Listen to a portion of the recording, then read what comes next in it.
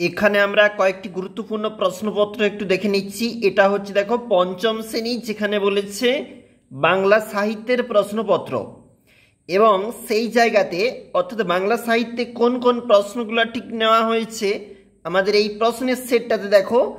যেমন এখানে মায়াদ্রু থাকতে প্রশ্নপত্র, ফণিমনসা ও বনের পরী থাকতে রয়েছে প্রশ্নপত্র। দেখো কি কি রয়েছে, ঠিক একটু নিচে চলে যাচ্ছি। ঝড় কবিতায় শিশুর দল ছুটে চলে যেতে চেয়েছিল কেন?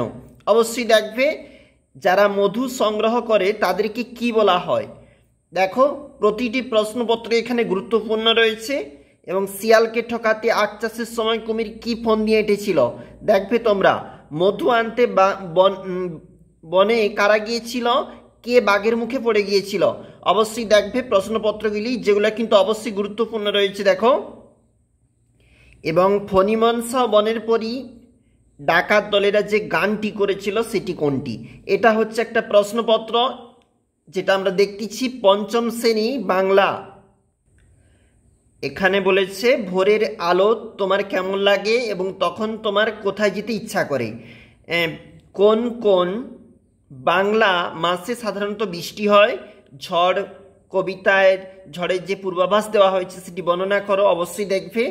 এবং এছাড়াও দেখো বোকা কুমিরের গল্পে কে কাকে ঠকাতে চেয়েছিল, শেষ পর্যন্ত কে কিভাবে ঠকেছিল, সুন্দরবনে মধু সংগ্রহ করতে যাওয়া ঝুঁকিপূর্ণ কেন? অবশ্যই দেখবে নিচে কিন্তু রয়েছে আমাদের সেই প্রশ্নপত্রগুলা, অর্থাৎ গ্রামার, ক্রিয়ার নিচে দাগ দাও, এই তিনটা কোথা থেকে বাতাস এলো, এবং সমার্থক শব্দ বাক্য গঠন দুর্দান্ত। তোমরা অবশ্যই দেখবে প্রতিটি প্রশ্নপত্র যেখানে আমাদের এখানে গুরুত্বপূর্ণ রয়েছে। এবং এটা আমরা দেখছিলাম এখন, যেখানে পঞ্চম শ্রেণী বাংলা প্রশ্ন।